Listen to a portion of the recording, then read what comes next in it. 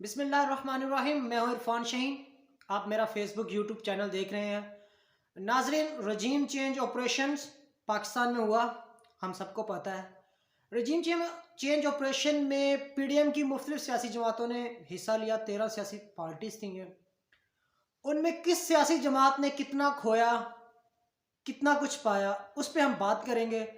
ख़ास तौर पे आज हम बात करेंगे पीडीएम की दो बड़ी सियासी जमातें, पाकिस्तान मुस्लिम लीग नून और पाकिस्तान पीपल्स पार्टी के बारे में।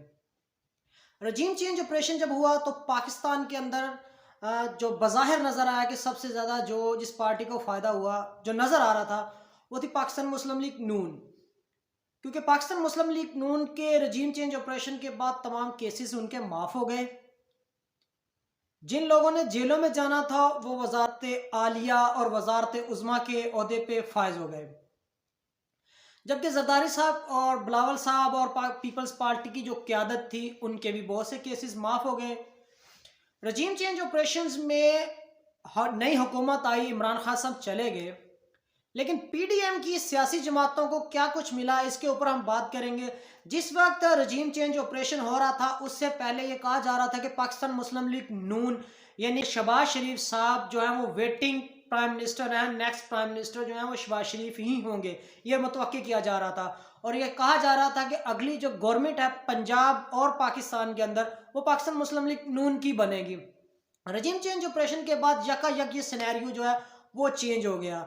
रजीम चेंज ऑपरेशन में ये सिनेरियो कैसे चेंज हुआ, इसके ऊपर हम बात करेंगे। इसमें मुस्लिम लीग नून को कौन कौन से नुकसानात हुए, हम इसके ऊपर भी डिस्कस करेंगे आज। पाकिस्तान मुस्लिम लीग नून ने वफाक और पंजाब दोनों जगह पे अपनी हुकूमत तो बना ली, और इमरान खान की कुछ सियासी जो लोग थे उनको अपने साथ मिलाया। वो जो 20 लोटे थे, जिनको मिलाकर उन्होंने पंजाब के अंदर अपनी एक कठपुतली टाइप जो है हुकूमत तो बनाई। उसके बाद सारा सिनेरियो बहुत तेज़ी के साथ चेंज होना शुरू हुआ।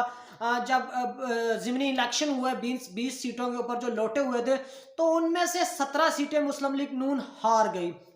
3 सीटें मुस्लिम लीग नून जीती, 17 सीटें हार गई। और इन 17 सीटों हारने के बाद पंजाब जो था, जो नून लीग का किला तस्वर किया जाता है, पंजाब जो नून लीग की बेस है, पंजाब जो नून लीग का होम ग्राउंड है, वो नून लीग के हाथों से निकल गया। वजीर आला नून लीग का जो है वो हमजा शहबाज शरीफ थे, वो उनको शिकस्त हो गई, और जो परवेज़ लाई साहब थे वो वजीर आला पंजाब बन गए। वजीर आला पंजाब परवेज़ लाई के बनने के बाद पाकिस्तान मुस्लिम लीग नून सिर्फ 28 किलोमीटर के छोटे से इस्लामाबाद के अंदर महदूद होकर रह गए, और मुस्लिम लीग नून के अंदर मुख्तलिफ इख्तलाफात जो थे वो बढ़ने शुरू हो गए।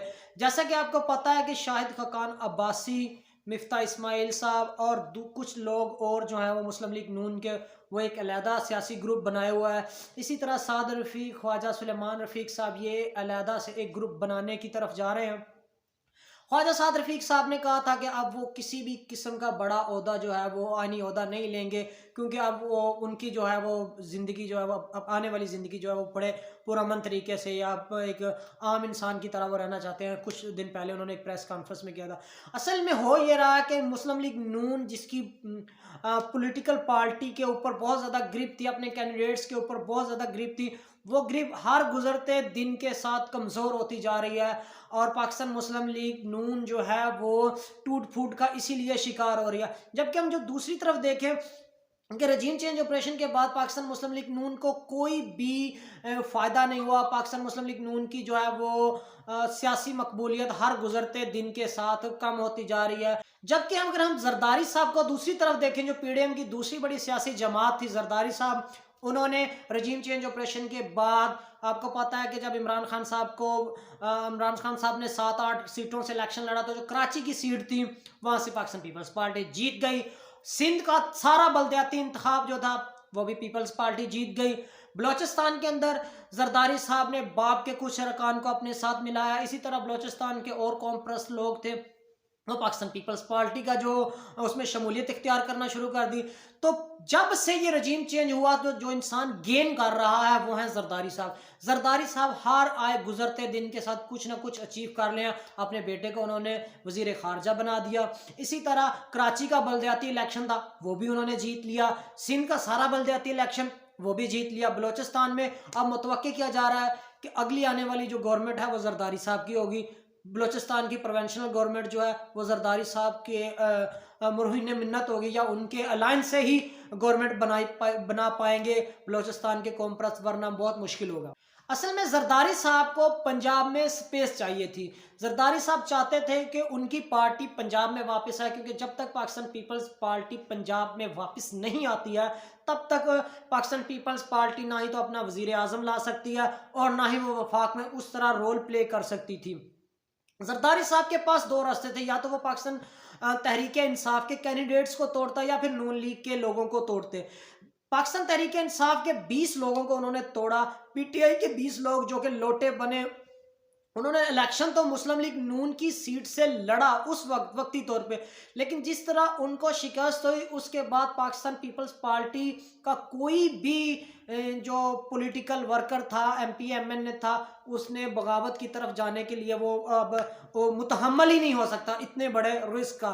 जबकि पाकिस्तान मुस्लिम लीग नून दूसरी बड़ी सियासी जमात थी पंजाब के अंदर, या तो वो पीटीआई को ख़त्म कर सकते थे यहाँ पे जरदारी साहब, या फिर वो मुस्लिम लीग नून को ख़त्म कर सकते थे।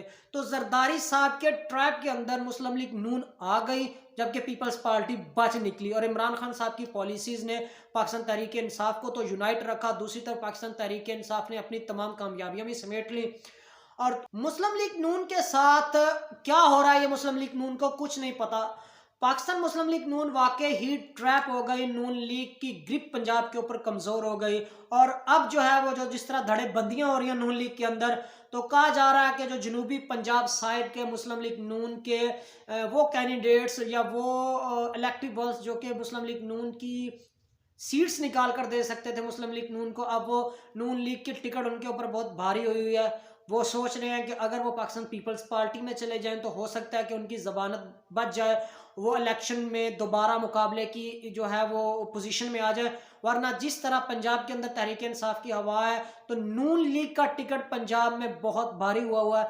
आपको पता है ना कि मरियम नवाज ने कहा था कि पैसा नहीं चला, मुस्लिम लीग नून का टिकट चला। तो इस वक्त जो है वो हर तरफ इमरान खान का टिकट चल रहा है और जरदारी साहब इस पूरे गेम प्लान के अंदर बहुत कुछ गेन करने में कामयाब हुए हैं। उन्होंने बहुत कुछ हासिल किया और ये मतवक्का किया जा रहा है कि अगला इलेक्शन जब होगा सितंबर में कौमी असम्बली का, तो कौमी असम्बली के अंदर जो अपोजिशन लीडर की, अब जरदारी साहब का जो हदफ है कौमी असम्बली के अंदर इलेक्शन में, मैं अभी से बता रहा हूँ कि जरदारी साहब का कौमी असम्बली के अंदर जो हदफ है वो ये है कि पाकिस्तान पीपल्स पार्टी अपना अपोजिशन लीडर इस टेन्योर्स के अंदर, इस इलेक्शन ईयर्स के अंदर अपना जो है अपोजिशन लीडर बनाए। जरदारी साहब उसकी तरफ कामयाब है और जरदारी साहब उस तरफ रवा दवा है, अपनी पूरी प्लानिंग कर रहे हैं। बलूचिस्तान की सीटों के ऊपर वो प्लानिंग कर रहे हैं, सिंध की सीटों के ऊपर वो प्लानिंग कर रहे हैं।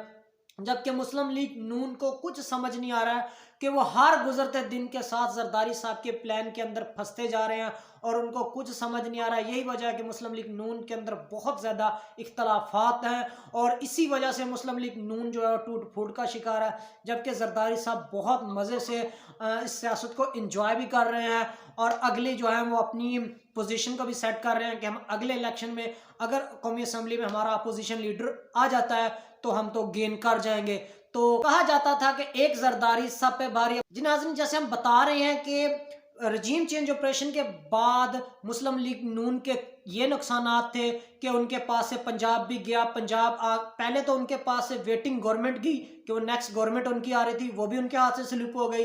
नून लीग की पॉपुलैरिटी ख़त्म हो गई, पंजाब नून लीग के हाथ से चला गया और पंजाब जो किला था, जो उनका होम ग्राउंड था, अब वो मुकम्मल तौर पे नून लीग के हाथों से स्लिप हो चुका है। और नून लीग के अंदर जो सबसे बड़ा इख्तलाफ हुआ कि पहली मरतबा नून लीग के अंदर टूट फूट हुई और बहुत बड़े बड़े लोग जो हैं नून लीग को छोड़ने के लिए तैयार हैं। जबकि दूसरी तरफ जरदारी साहब के अगर हम फ़ायदों की बात करें तो जरदारी साहब ने सिंध में अपने आप को सेव किया, कराची के बलदियाती इलेक्शन जीते, सिंध में होने वाले तमाम बलदियाती इलेक्शन जीते, बलोचिस्तान के अंदर वो अपनी पार्टी को बहुत अच्छी तरह मुनज़्ज़म कर पाए, बाप पार्टी के बहुत से लोगों को उन्होंने अपने अंदर जम कर लिया। तो कहा जा रहा है कि अगली जो सूबाई हुकूमतें होंगी तो सिंध और बलोचिस्तान दोनों जगह पे जरदारी साहब जो है वो हुकूमत बनाने में कामयाब हो जाएंगे। जरदारी साहब का ये प्लान है और कौमी असम्बली के अंदर जरदारी साहब जो है वो अपोजिशन लीडर बना पाएंगे। देखते हैं इलेक्शन में क्या रिजल्ट आते हैं। लेकिन अभी तक जो सिनेरियो बन रहा है उसमें यह है कि नून लीग के हाथ कुछ भी नहीं मिला, जबकि जरदारी साहब ने पूरी नून लीग से अपने आप को सेव भी किया, महफूज भी किया और वो तमाम चीज़ें गेन कर ली जो कि जरदारी साहब नून लीग से के हाथों से कभी भी हासिल नहीं कर सकते थे। उन्होंने नून लीग को साथ मिला के वो तमाम चीज़ें हासिल कर ली, नून लीग का भी बेड़ा गर्क कर दिया और अपने आप को मुकम्मल तौर पे सेव भी कर लिया और अगले 5 साल की प्लानिंग करके जरदारी साहब बैठ गए हैं। जी नाज़रीन, इलेक्शन होगा, इलेक्शन में क्या होगा ये तो वक्त बताएगा। ये थी अब तक की जो हमारे एनालिसिस हैं, या जो अब तक जरदारी साहब का प्लान था, जरदारी साहब ने क्या गेन किया और मुस्लिम लीग नून ने क्या खोया। इलेक्शन में ये फैसला होगा क्या ऐसा ही होता है जैसा जरदारी साहब का प्लान था। इलेक्शन होता है तो उसके अंदर अवाम ही फैसला करेगी। तब तक के लिए मुझे दीजिए इजाज़त। अल्लाह हाफिज़।